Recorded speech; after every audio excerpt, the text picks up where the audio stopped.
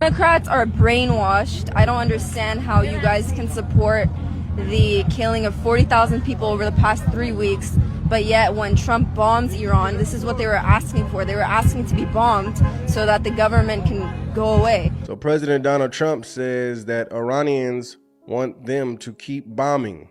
They want the whole Islamic regime completely wiped out. You said Iranians would be mad if you stopped these attacks, but why would they want you to blow up their infrastructure, to cut off their power? Wouldn't that be punishing Iranians for the actions of the regime? They would be willing to, and it's suffering. They would be willing to suffer that in order to have freedom. The Iranians have, and we've had numerous intercepts. Please keep bombing. Bombs that are dropping near their homes. Please keep bombing. Do it. And these are people that are living where the bombs are exploding. And when we leave and we're not hitting those areas, they're saying, please come back, come back, come back. All I can tell you is they want freedom. Yep. They have lived in a world that you know nothing about. It's a violent, horrible world where if you protest, you are shot. They want us to keep bombing, even if it jeopardizes, because their life is in much greater danger. They want freedom for Iran. But it's very hard for them to protest. I actually tell them, I said, don't go out. I fully understand. Nobody in this room would go out. I don't think there's any, because frankly, it's not a question of bravery. We're all brave, right? You're brave, I'm brave, we're all brave. But we're also intelligent. If you have people shooting at you, expert shots with the best rifles you can get, and hitting you right between the eyes every single time, and you're looking here and you're seeing, and you're looking here, you're out of there. I don't care who it is. Now, at first you hear that and you're like, wait, that sounds crazy. But there are actual Iranians agreeing with it. You see a whole chain of Iranians on Twitter. I am Iranian. I also have lots of family spread out inside Iran that say nothing, I repeat, nothing is scarier than the regime surviving. I am also Iranian and I have a lot of family living in Iran. They also say nothing, I repeat, nothing is scarier than Iranians, for Iranians than the regime surviving. Not bombs, not the destruction of any infrastructure. I'm Iranian, my family in Iran, and I fully support this war and endorse President Trump's resolve to obliterate the murderous Islamic regime. Guys, these people are terrified of the Islamic regime surviving to the point where they're willing to sacrifice even their own life if they have to. What's going on, everybody? Appreciate you guys pulling up. That was tough to hear, but here in America, we live such a great life. We live such a pampered life. We live such a sheltered life that we don't really understand a life without freedom. And we don't understand a life without the rights that have been given to us, that so many people have put their lives on the line, that have fought for. And yet you have Democrats here in our country caping for Iran, cheering for Iran, not thinking about the people and not thinking about the damage and the harm, and the terror that this regime has caused over the better part of, 47, almost 50 years. And yet we have people in our own country defending the IRGC. You have people defending radical Islam. It is the craziest thing ever. And I just got to say it. You cannot negotiate in a rational way with madmen. And the people of Iran, not the people, but the leaders, the people that are running the IRGC, these are not regular, sane individuals that you can just, negotiate with in good faith. You have to show them that you're willing to get as crazy as they are or as they have shown themselves to be. That's the only thing that they understand. And they actually take advantage of the fact that we have these bleeding heart liberals, that we have these soft Democrats in office and scattered around our nation. Because when the president jumped out there and said that, hey, we're willing to take the civilization out if need be, to maintain our sovereignty, to maintain our safety, people lost their minds. Allow the president to throw a real threat out there, whether he follows through on it or not. Allow him to throw a real threat out there, to let it be like, hey, if we have to go there, we will go there. It's not like we've never done it before. We did drop not one, but 2 atomic bombs. Did that not happen? Did somebody not test us? And we had to show like, hey, we are willing. We're willing to go there if you force us to. And we haven't had to do that in quite some time, but we're dealing with a group of people that they don't understand anything but violence. You can't be nice. They've tried to give money. They've tried diplomacy. They've tried every sane and nice way to deal with these people, and it hasn't worked. So when the president comes out there and say, hey, I'm willing to tear it all down. I'm willing to destroy everything, bridges, power plants, to make sure that we get our way, and our people here in America are caping for Iran. It's the craziest thing ever. But again, I'm at a point now where I believe the Democrat Party, man, they're not pro-America. They're pro-Democrat, and they're pro-Democrats being in power, hoping that they can build out some, communist, socialist utopia here in the country that will benefit no one but the top 1%. Hit the like button, share the video, subscribe to the channel. If the United States Congress has any life left in it, every member of Congress and senator must be calling for Trump's removal today based on the 25th Amendment. He is threatening the entire destruction of a civilization. He is calling Iranians animals. He is showing a total disregard for the humanity of people in Iran, in Gaza, in Cuba.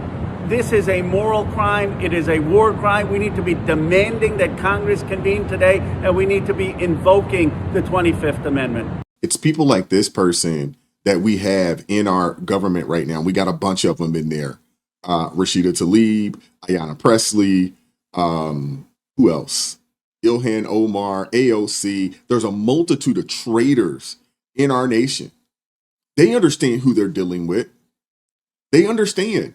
And the thing is that if the president hadn't decided to step in and say, you know what, we're done dealing with these people in this manner. We're done. Somebody else would have just kicked the can down the curb, and Iran would have continued to be a threat and the bane in everybody's freaking behind all throughout the region and all around the country, because they do have control of that strait. And, although we don't receive our oil resources from there, but when 20-30% of the world's oil reserves comes through that strait, they have some real power there, and they know it. But you get people like this, who are like, oh, the president made a threat. The president made a threat that he felt like needed to be made because these people don't understand anything but full-fledged violence. That's all they understand. So you couldn't make some passive threat. Now, if he would have crossed the line and actually did those things, then at that point, a conversation may need to be had around the 25th. And I'm still not one of those people that was like, oh, let's get him out of there because of this. But at least you'd have more of a conversation. But the threat, and y'all already, man, come on, man. These people are ridiculous. Why can't you just acknowledge that what Donald Trump said this morning was abhorrent and that no president should ever threaten annihilating a civilization? Why can't you just acknowledge that? Look, he's talking to them in the way he thinks he needs to talk to them. Why can't you acknowledge that? Because that is something that no president I don't take of the United orders States from should you, say. number one, and number two, I gave him the space to negotiate with the Iranians the best way he knows how. All right, well, let me just ask a final question, Scott, for the record. Do you think it's acceptable for the president to threaten to annihilate a civilization? I think it's acceptable for the commander-in-chief to deal with these people in the best way that he can. Is that a yes or is it a no? Result. Is that a yes or is it a no? So that's a yes. Is that a yes or a no? I'm not going to second guess him. I'm not going to second guess him. So it's a yes. He put out a statement. We now have a ceasefire. Okay. Those are the two things that I just wanted to ask for the record. Yes. That's a yes on your part. Yeah. We'll leave it there. Yeah, that's why we don't need women in office, especially in the position of commander-in-chief, because when you're in that role, you have to be willing to make some decisions. In some cases, say some things that are going to ruffle some feathers, but it's going to let it be known that we mean business. And that's why we don't need people like an Abby Phillips or this other lady, Tara. I can't think of her last name off the top of my head, but that's why we don't need people like this in these positions. I can't believe he would say something like he would make a threat like this. Iran has been yelling, screaming death to America for decades. For decades. No one said a word. No one said anything. Trump all of a sudden threatens death to Iran, and half of America is out here clutching their pearls like it's the end of the world and like it's the worst thing ever to be said. I mean, it's so ridiculous. But again, that's why we don't need these soft women and effeminate men in positions of leadership. We don't need them. If I sound like a sexist pig, so be it. But we need somebody with some real strength. Someone with the testicular fortitude to jump out there and say what he means and mean what he says. Seriously. Not someone who spends majority of his time on the beach eating ice cream, falling off of bicycles. I've seen a lot of inaccurate coverage today from the media about these negotiations and these plans already. So let me be clear and correct the record. The Iranians originally put forward a 10-point plan that was fundamentally unserious, unacceptable, and completely discarded. It was literally thrown in the garbage by President Trump and his negotiating team. Many outlets in this room have falsely reported on that plan as being acceptable to the United States, and that is false. Yeah. But again, we have a legacy media, we have a good chunk of Congress, and we have a good chunk of American people that want to see our president fail. They want to see our country fail. And they're despicable individuals, man. And to be honest with you, if you really feel like that, I think y'all should pack up and leave. Seriously. We have a lot of false propaganda going around. We have a lot of foolishness going around. It's really, really sad what's happening in our nation and where we are right now. It's really sad.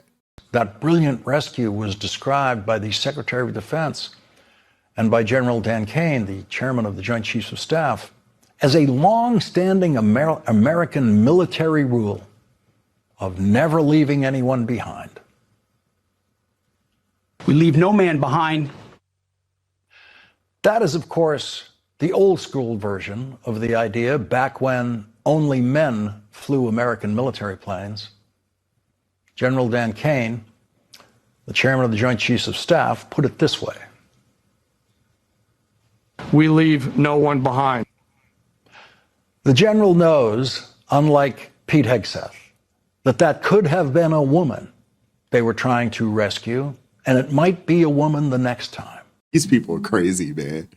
Leave no man behind. Last time I checked, in order to get a woman, you need a man. I don't understand it, man. These people are looking for anything to be upset and to complain about, man. That's a sad way to live, man. Fire terms are simple.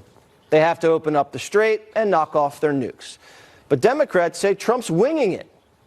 This is all embarrassing and juvenile, and it's people trying to act like they're puffed up and tough when what we really see from the administration in this war is the absence of a plan, the absence of a clear rationale, no effort to get allies on board, and thus deep unpopularity of this war with the American public.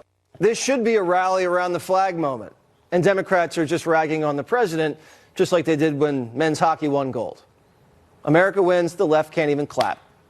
If you can't root for America because Trump's running it, that's your problem. Yeah, that's the truth. And that's all these people have. Orange man bad. They have a severe case of Trump derangement syndrome. And with that, they would prefer to see our military fail. You had people out there hoping that, the young man that ejected from his plane that was out there by himself. They was hoping that he would get caught, by someone over in Iran. You had people, betting on it. You had people so much so that someone leaked the information out there to help these guys. They wouldn't even have known that he was out there. Had someone within the administration or within, government leak the information. I mean, it's ridiculous. And then you have Congress saying, hey, the president has to run everything by us. Why? So y'all can tell the world what the plans are?